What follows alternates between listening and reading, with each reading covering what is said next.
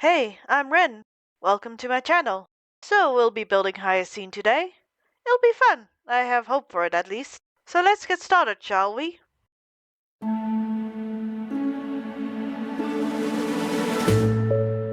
Let's start with a simple question. What do we know about Hyacine? She's a physician, she's a Chrysos heir, she's Strawberry Barbara with a flying Pegasus by her side, a sweet girl who wants to make friends with others, and who is descended from the people of the sky. And for that, I think I have a very cute little build for her, which consists of a lot of flavoring to get the effect that I want, but you know what, that's only because I have a very specific idea for her that I think you'll like.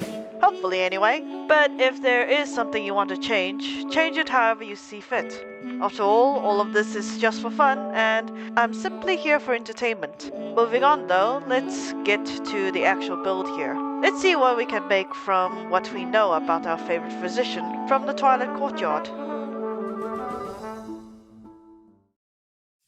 Okay, we know that Hyacine is a very caring and smart girl. She's a healer who had vowed to cure everyone who needs her, and she's very determined when she wants to get something done. However, we need to focus on what is needed to build her in D&D, those being race, class, ability scores, background feats, languages and proficiencies, her magic and equipment, and then we'll write up a backstory that will slot her into that world. I've done this many times now, I'm actually getting really good at this. Anyway, the race I picked for Hyacine is quite obscure. I'm not sure if your DM will allow it into their game, but it's mainly because it's quite odd.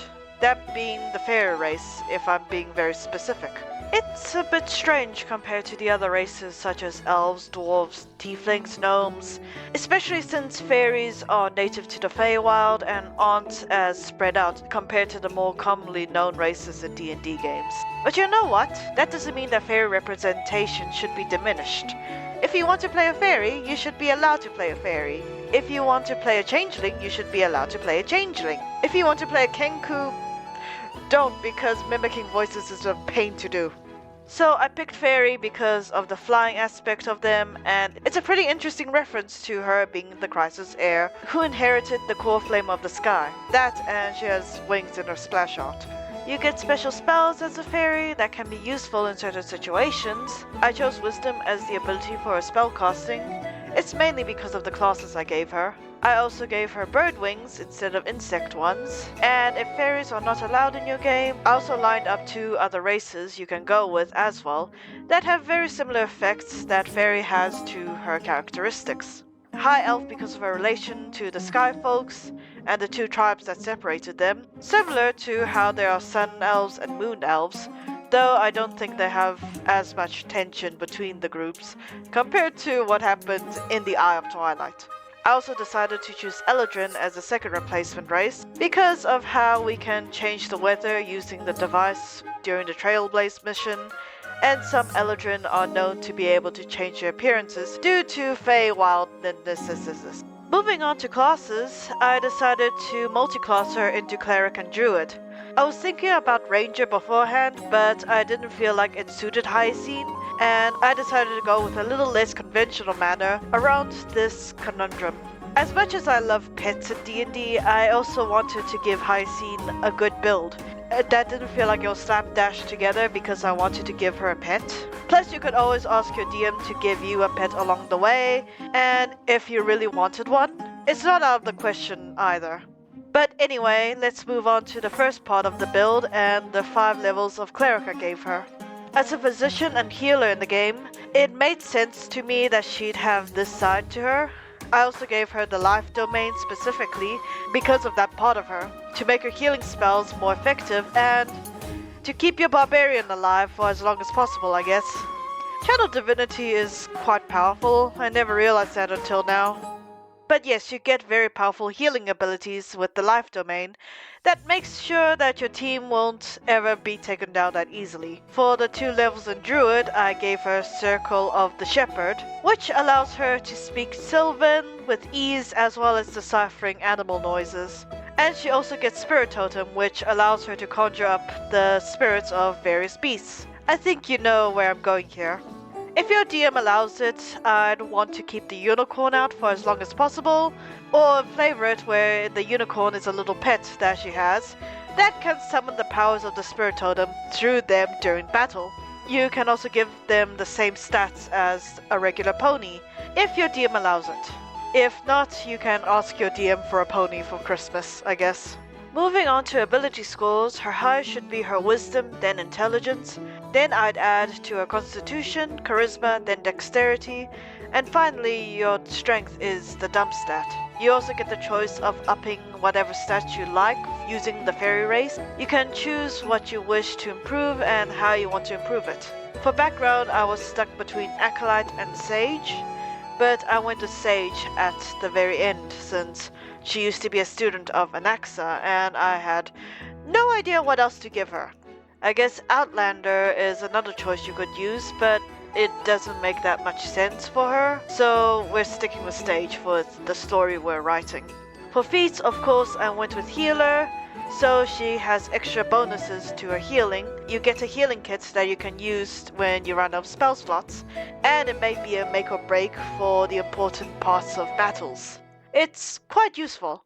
Finally, for magic, I had to think carefully about all the spells that I was going to come up with when it came to druids and clerics, and the fairy spells that come with the territory of building her. I'll name a few that I recommend, but they are just recommendations that I find most useful and interesting when building Hyacine in D&D. The life domain build also comes with spells that are always prepared on her, no matter what you do, so don't be surprised if they show up as extra spells that you did not expect to appear on her.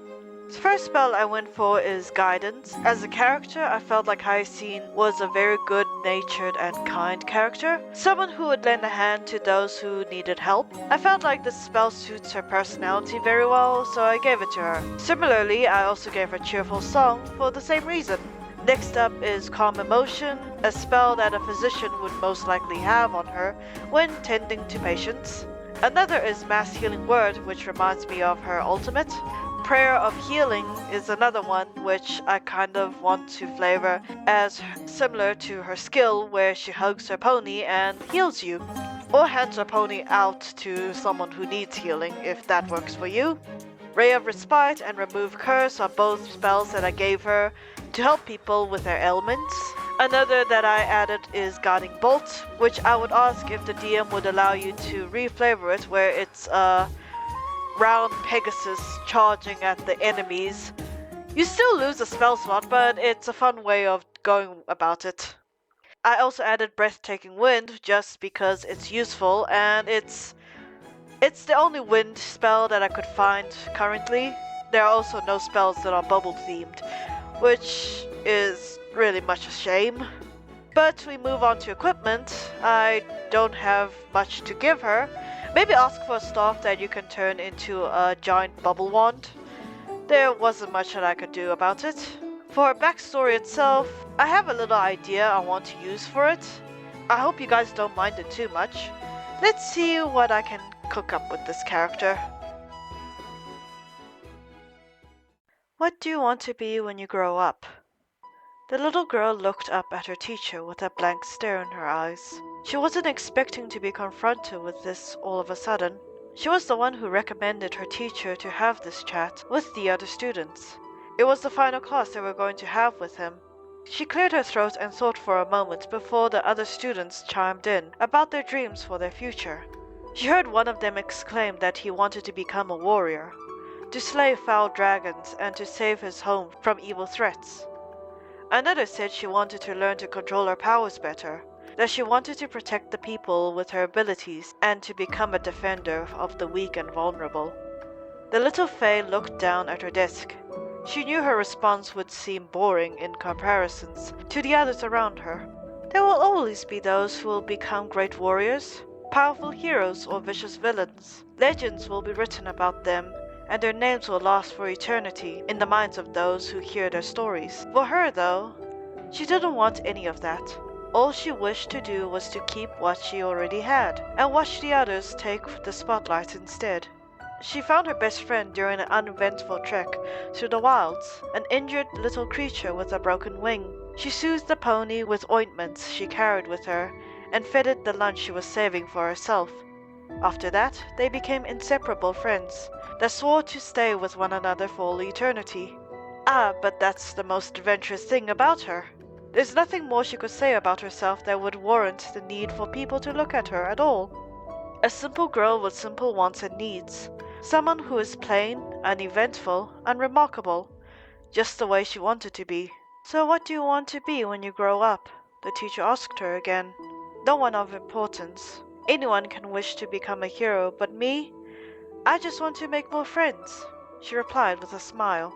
Though the teacher seemed disappointed in her response, she didn't feel the need to explain herself any further. She was right where she wanted to be, and there was nothing else she could wish for to add. A simple girl with a simple wish. Isn't that what truly mattered at the very end? And that's the end of that.